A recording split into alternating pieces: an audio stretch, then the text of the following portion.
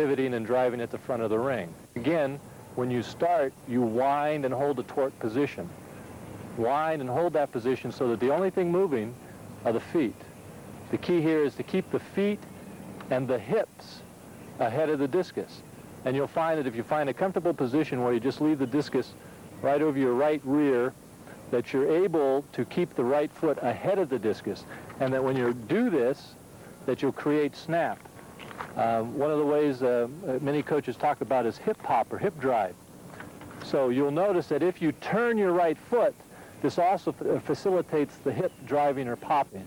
So turn that right foot, and it will cause your hips to pop, and that will allow the discus to snap.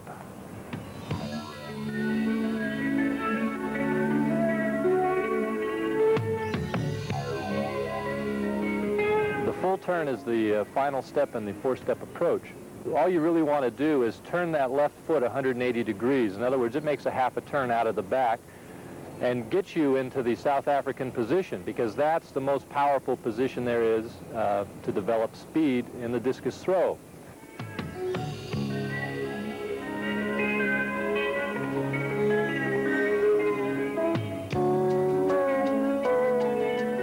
This is where all the power is derived, is getting into the South African position and then sprinting out of it. And as you sprint, you want that right foot to go to the center of the ring, do a 360-degree pivot. When the left leg lands, the discus should be as far back as possible, and this will give you maximum distance. Now, when you're doing the full turn, it only requires one wind-up, really. You do this for a couple of reasons. It's economical. If you have a lot of people waiting in line, all you need is one wind. You should have thought about what you're going to be doing before you stepped into the ring. Now, you can carry the discus low or you can carry it high. The key is that you keep it behind your rear, your right rear in this case. And generally it's easiest to carry it that way if you carry it down low. As you drive and sprint across the ring, the drive of the left leg, if done correctly, will bring the discus up into a much higher position so that the discus is level with your shoulders. But it doesn't have to be level with your shoulders until you're in the power position. So those people who wind the discus fairly high, it requires a lot more strength to keep it up there, and we have found that if you treat this sort of like an ice skater, when an ice skater wants to go fast, their arms come in, and when they want to slow down from a spin, their arms go out. So in the discus, basically, as you wind, they can be out, and as you move towards the center, they will be in, and then when you reach the power position, they will come out again. So the sequence is out, in, out. And you should see this on good throws, where as a person is driving across the ring, the discus is low, and then it comes up as an action, as a reaction to the left leg drive.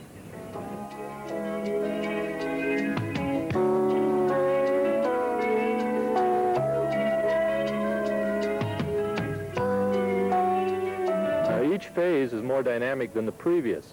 In other words, but the idea is that in each movement you go from slow to fast. For example, when you start in the standing position or the power position, you wind slowly, and as you finish the movement, you are accelerating. When you do the step and turn, as you're starting your movement, it's slow and the velocity builds, so it goes from slow to fast. In the South African, you start out of the back, it starts gradually and slowly, and momentum builds. And it's the same thing in the full turn. You're going to start slowly and then develop sprint speed. In the full turn, both feet turn at the same time. You'll move to the South African position, and when your left knee is pointed towards the center of the throw, or the center of the ring, is when you'll start your throw. And then you'll drive down the line and enter into the power position, where both feet will be down at the front of the ring, and then blast out of that. The idea, once again, is to start slowly and to accelerate.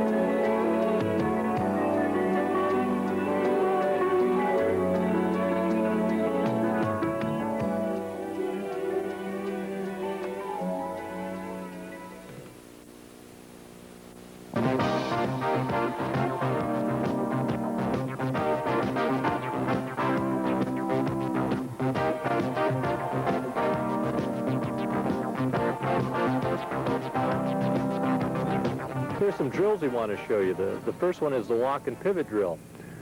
What we're working on here is the right foot turning.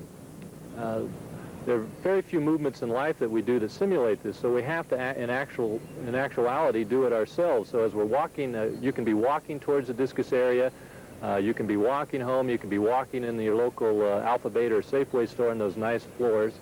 As you do it, turn your body sideways, torque it, and as you're walking, do a 360-degree rotation on your right foot. You've got to practice this habit. You've got to get into the habit of practicing that. And many times, just as you're walking out to the discus area, you can be practicing this and killing two birds with one stone in it. And the key to learning how to snap the discus, the key to learning how to sprint with the discus is having a right foot that turns, that is used to turning, used to doing that 360-degree turn. Pivot drill is another way to help us emphasize the right foot turning. In the discus, you've got a dynamic movement, and therefore what we're trying to do here is develop our balance. Pretend like there's a pole that runs through the middle of your knee. You've stepped into the center with your right foot, and it's like you are rotating around this pole. So you pivot, reach, pivot, reach, pivot, reach. You're driving with the left foot around that right foot. You drive once again. It lands. You drive once again. You keep the upper body torqued, but you're moving across the ring, then you're moving back across the ring and back across the ring, and you're trying to do this continuously. Once you get this drill down and you're balanced, you should be able to pivot and throw off of this drill. Now in the South African drill, what we're trying to work on here is developing our sprint speed, or actually learning to run with the discus. And the way it was originally presented to me was you hold the discus out in front of you, you run along or jog along, and as you become more familiar with it, you'll even be able to sprint along with it. Then you drive off your left leg, keeping the discus in front of you. You land with both feet, and you still have your eye on the discus, which is in front of you at this time. So now you're going to be able to pull it through actually 360 degrees. So the idea is you get the feel for a 360-degree pull on the discus. Float, float, sting is a drill we do to help develop our rhythm.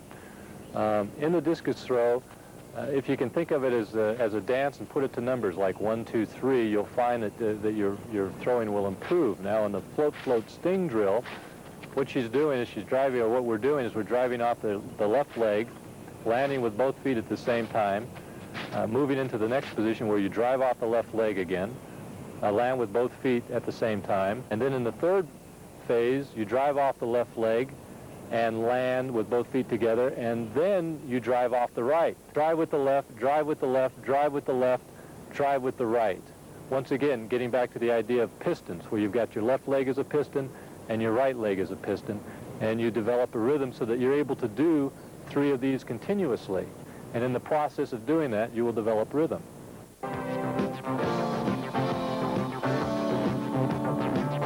When I had problems with my technique, I found that sometimes by going through the movement backwards, it gave me the seeds to the solution of what I was looking for. So for example, the way I developed the left leg drive out of the back and trying to keep it low to the ground, and all of that evolved from the fact of doing the movement backwards. So here we have Karen doing the movement backwards, and she does it quite well. So sometimes, as I said, when you've got problems doing it frontwards or forwards, you'll find that when you have to take the time to analyze what you're doing in order to hit the positions to do it backwards, that this will teach you or show you some of the areas that you need to work on when you do it forwards.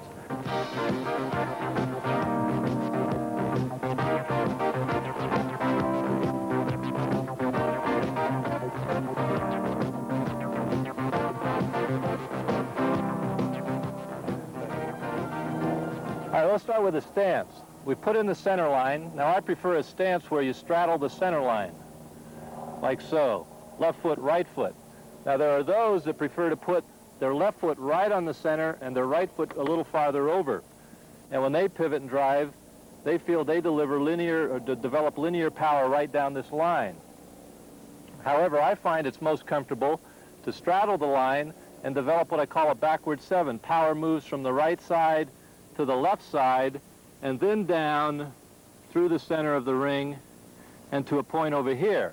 So in essence, we are developing linear power along a line, but it's not the line that some other people would propose. So this is where we get the backward 7. Your weight, in essence, when we start, is on the left side, and we keep it there. And all we have to do is pivot 360 on this foot and then drive to the center. Now let's talk about the action of what the right foot does and what the left foot does.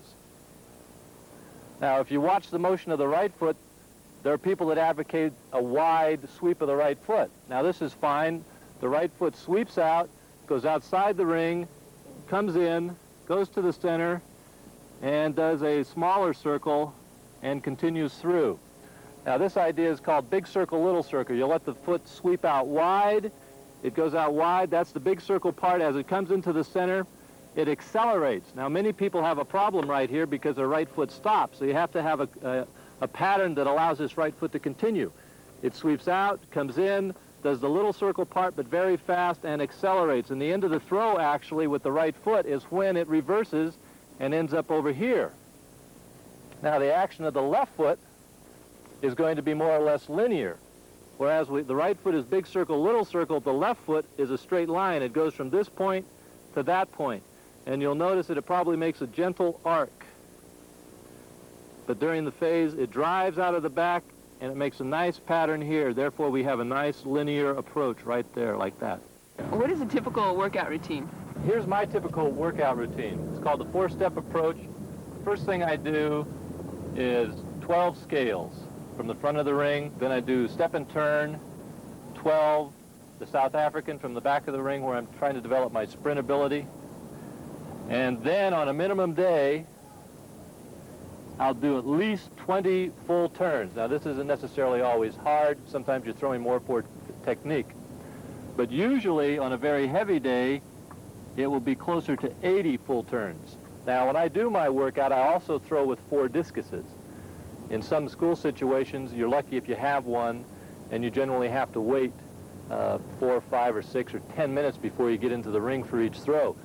Now, some of the basic things we want to remember is that everybody should have a notebook. All the real serious throwers that I know, whether it be in weightlifting, track and field, shot put, discus throw, they all have a notebook, and they keep a diary of their workouts in terms of number of throws, how far they were, key points that they were working on that day. And that also carries over into weightlifting, where they keep track of all their lifts. So, and the next basic is 10,000 throws a year. I remember the world record holder came to town when I lived in Sacramento, and I was a 160-footer, and his name was Danik from Czechoslovakia. And I said, "What's the secret to throwing far, Ludwig?" And through an interpreter, I expected something profound. He said, "You must do 10,000 throws a year." So if you break that down and you're training 10 months of the year, that's 1,000 throws a month. And if you break that down, that's about 250 throws a week. So you can see that even on his plan, you've got to do at least 50 throws, and I would say 50 full turns a day. And one of the keys that helped me when I was a beginning thrower was there were 5 other throwers on my team. I went out and threw the discuses back, shagged them. And for every 1 throw they were getting, I was getting 4 or 5, depending on how many people were out there. But while I was shagging, I'd practice my scales, I'd go through my step and turn, I'd do my South African, and I could practice all those things because you don't always need a ring. It's amazing how, if you go to a school or something, it's as if everybody must be in the ring to practice the discus. In essence, you don't have to be. You can practice from this dirt area, or you can practice from an asphalt area. Could you explain the 3 basic principles of physics? Not so long ago, we attended the elite throwers attended a clinic in which the Olympic Committee presented us with a book this thick to explain the discus. And what it boiled down to were 3 principles of physics. Now, the first one is the height of release. That is basically related to how tall you are, how high your shoulders are, and the fact that the discus should be released at the shoulder height. The second one is the angle of release on your discus. And what they tell us is that the long throws are at approximately 37 degrees. Now, how you figure that out is beyond me unless you go out there with a little protractor or something.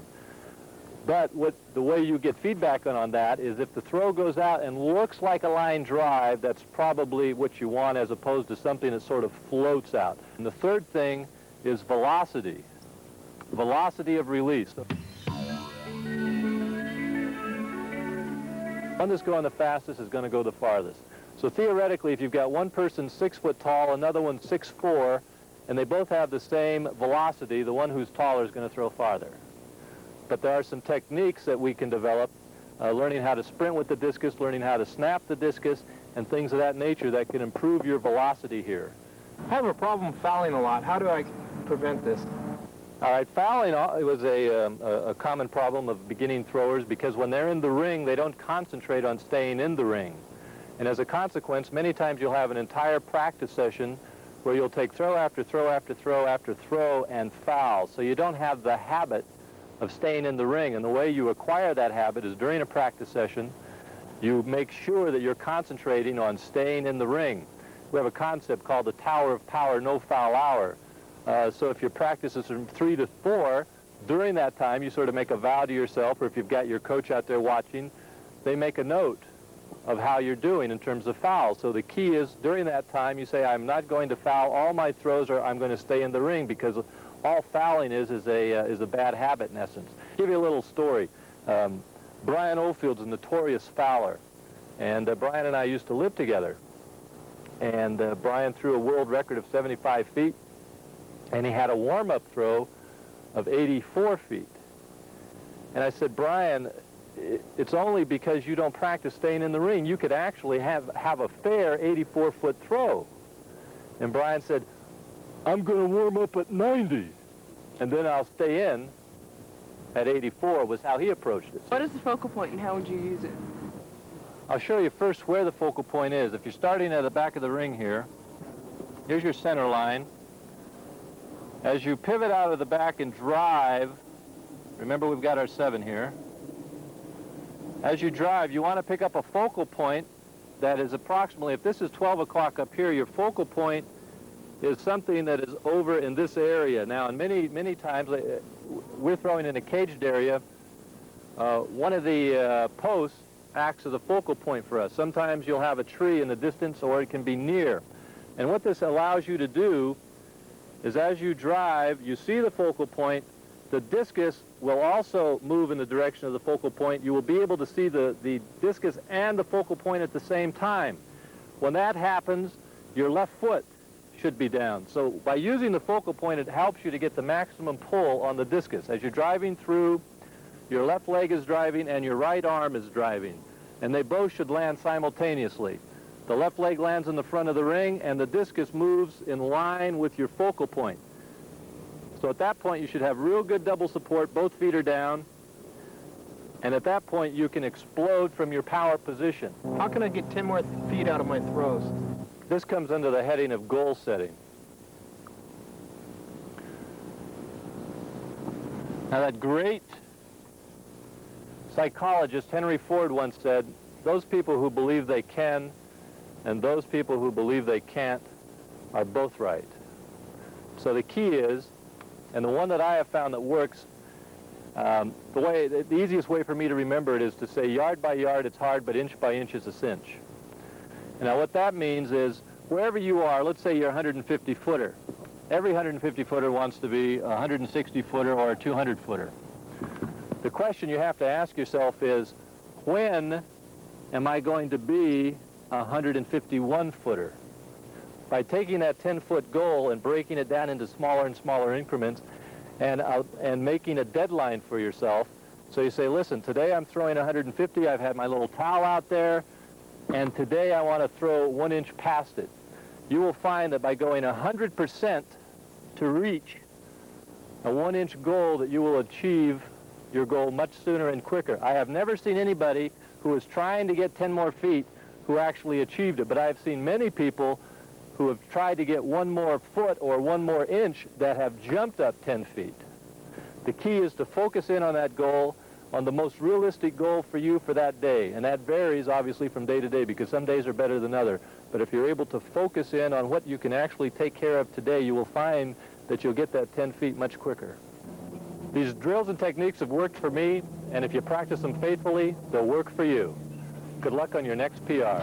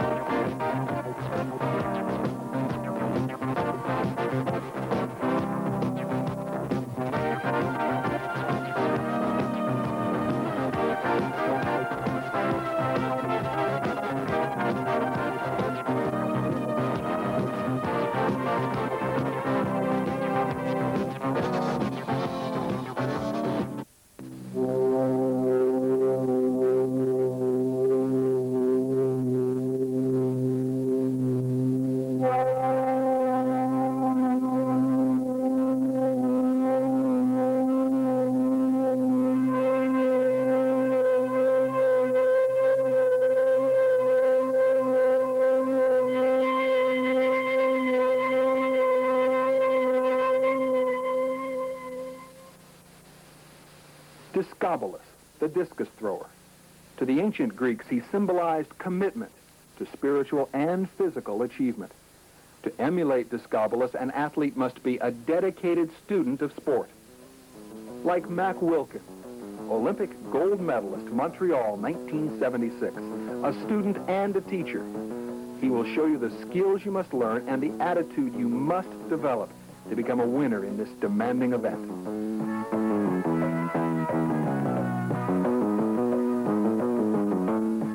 It took me years to fully understand discus technique and human performance, and I'm still learning, even today, because the discus is more than just a physical event. It's a challenge to your mind, to your capacity to work, to your desire to reach beyond yourself. I'm here now to share some of my knowledge with you. I won't expect you to train or throw exactly like I did, but I will show you how you can develop your personal style and reach your full potential. You know, my biggest asset was never speed or technique, but my attitude. Now that's something I can't give you, but I can give you an idea of what it took for me to become a champion, an idea of what you'll need physically and mentally for you to become a champion. Watch me and the other athletes in this program. Try to feel the movements we demonstrate. Imagine yourself in their shoes and mine. Take your time. Run the tape as often as you need until you understand all the principles. Try and learn something new with every workout. If you're ready to really apply yourself and work hard on your mind and body, you'll throw the discus farther than ever, and you'll begin to understand some of the tools that can give you the champion's advantage. A long discus throw looks and feels seamless and easy, one long, smooth, natural movement. But it's really much more than that. It's a complex interaction of movements. I'm going to show you the basic elements of a throw, some drills to perfect certain movements, and finally, a few advanced techniques to help you find that rhythmic hole we call an effortless throw.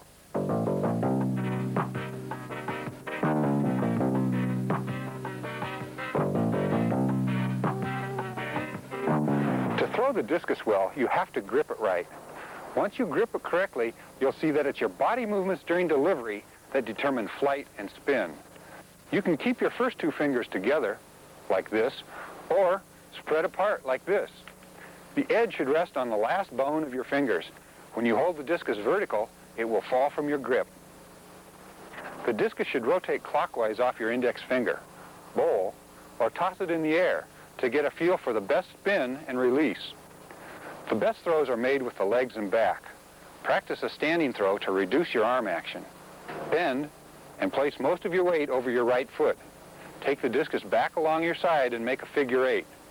Make a big back loop and keep your arm relaxed. At the top of the loop, this is the power position. Push from your right leg to your left. Start with your left foot in the circle and your right foot out. Wind up and step forward. Move only your legs. Keep your shoulders and discus back. The more you drag the discus, the more time your legs will have to set up a long pull and a longer throw. Remember, whether you're in high school or the Olympics, keep your arm relaxed. The legs and back do the work.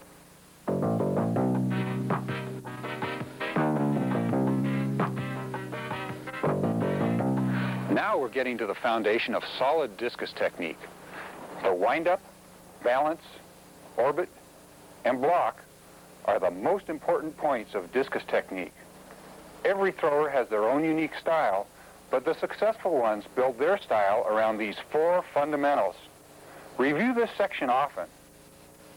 Every throw is determined at the back of the circle, so it's really important to get off to a good start with a controlled wind-up. The wind-up is the source of trouble for many young throwers, and usually for one reason: speed. Slow down. At the back of the circle, you need position and control, not speed. Pretend the discus is twice its normal weight and your arm is relaxed, almost weak. Keep your weight and hips between your feet and your right foot flat on the ground. If you're uncomfortable, don't worry, stick with it. A full, easy wind-up sets the tone for the entire throw. Proper balance at the back of the circle maximizes leverage of the right leg and right arm. All the action takes place on the right half of the circle. What do the throwers you just saw have in common? Proper balance. The shoulder is over the left foot before rotation or unseating to the front begins. This position transmits optimal power, flight, and spin to the discus. Every thrower on balance has it. I can't say it enough. You must be on balance. To transmit power to the discus, your arm should be as long a lever as possible, and the discus must travel through the correct path or orbit. My arm is the lever, my left shoulder is the fulcrum. I want to keep the arm in this position 90 degrees from the trunk. If I maintain this angle, the discus must be above my shoulder in the power position. This is also the high point of the orbit. Where your arm is pointing here determines the throw's direction, so be sure your high point is in the direction you want to throw. Now you've created force in the direction of the throw, but you're only halfway there, because you need an opposing force away from the direction of the throw to transfer energy to the discus.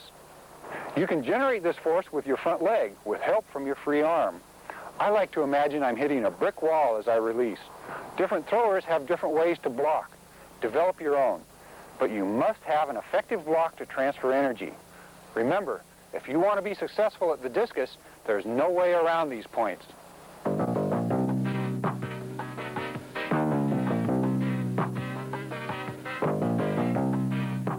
Once you've learned the basic components of the throw, drills help perfect them and eliminate problems. Pivot drills teach balance and control at the back of the circle, and in order to pivot, you need balance. Move your shoulder over your left foot. Keep the upper body torqued. Don't unwind, don't sit back. Just slide your shoulder out. Watch the right foot lift off the ground. You're on balance. Now, turn 90 degrees. Move your shoulder over the foot and keep your knees apart. Let's go 180. This position gets everything on the right side of the circle.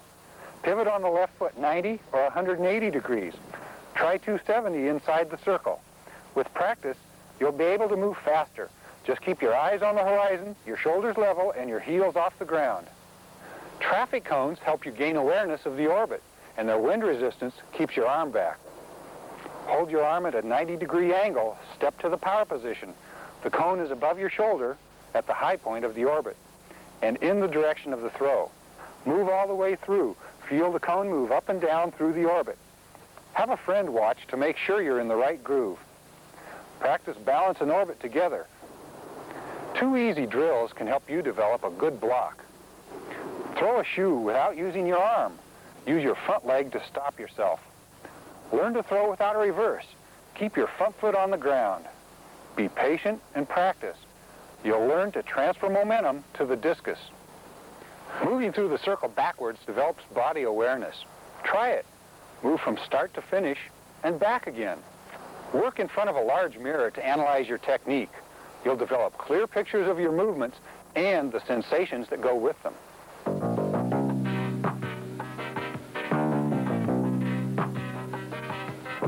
If you're struggling during a workout, you're probably overloaded with details.